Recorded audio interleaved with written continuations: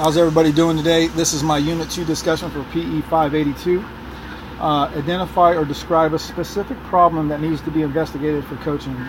My whole thing is what I really feel as a former athletic director and a coach right now is the negative influences parents and coaches have on the athlete's performance. I really believe that this is a big area for athletes. A lot of kids get burnt out early on in their lives because the pressures of their parents, pressures of the coaches. I've seen a lot of stuff and read a lot of stuff online. There's even one picture I saw on Facebook. It's two little kids standing at first base playing Little League baseball, probably even coach pitch baseball, and the one kid turns to the other kid and says, "I see your dad still yelling from the stands." And you know, parents and coaches, even though we mean well, it's still a game and we're still playing. You know, the kids play. That's the whole bottom line, is playing the game. That, you know, it's for fun. They're not going pro when they're 6 years old, and I know that's a big thing out there. But some of the things that I read and know from my experiences, there's many factors that help determine outcomes in sports coaches and have direct influence on players, their attitudes and athletic performance. As a coach, we always want the best out of our athletes when it's time to perform. And if we're negative towards that, it's always going to be a poor performance. And there's a lot of things that go behind that. You mess up team cohesion, self-confidence, lack of motivation. Some of the bigger issues on those coaching behaviors is a lasting impression on these young athletes. Affects all ages and genders. It doesn't discriminate. Affects self-efficacy and fear of repercussions. You know, it's a big thing here. And some of the long-term effects that it can have is it lead to psychological problems, which include self-esteem, self-identity, and self-worth. All this goes hand in hand with parents, coaches. I as a coach, I'm really positive. I focus on the half glass full. I look at the positive.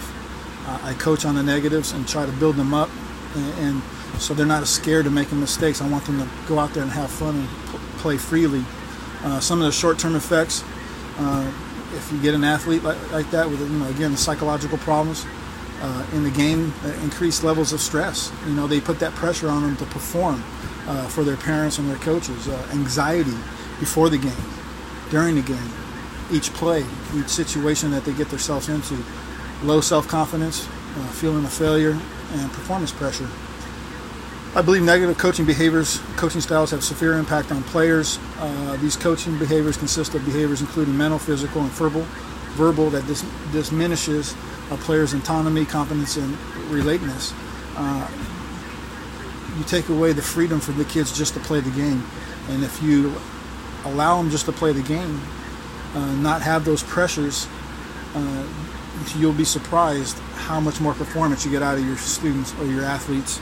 I know as a father that has two kids that play college sports, I never forced them into anything. Never, my middle daughter always complained about the coach did this, the coach did that, the players did this. I said, look, how can you be a better teammate? How can you make them better? So those types of things, as a parent, as a coach, I didn't want my daughter to try to blame and put pressures on other kids or even the coaches. I said, how are you going to make yourself a better teammate? How are you going to make yourself a better player? She was a pretty good volleyball player.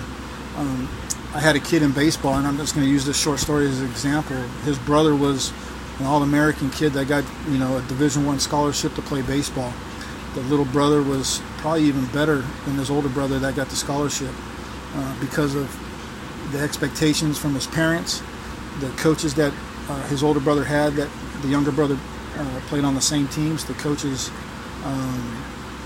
put all that pressure on him to perform, and he's a young kid, 12 years old, and he's expected to be better, if not as good as his brother. And what was sad is that in all actuality, the kid was much better than his older brother.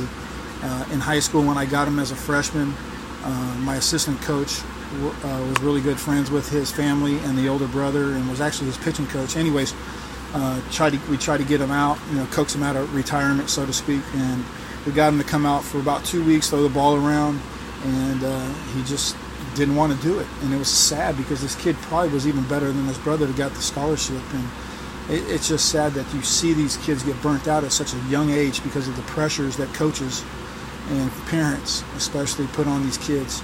And for me, I know I'm not perfect, but I definitely think that's a huge contribution of something that's going, a huge problem in athletics is, the negative part of things. And I know generations changed since I was a kid.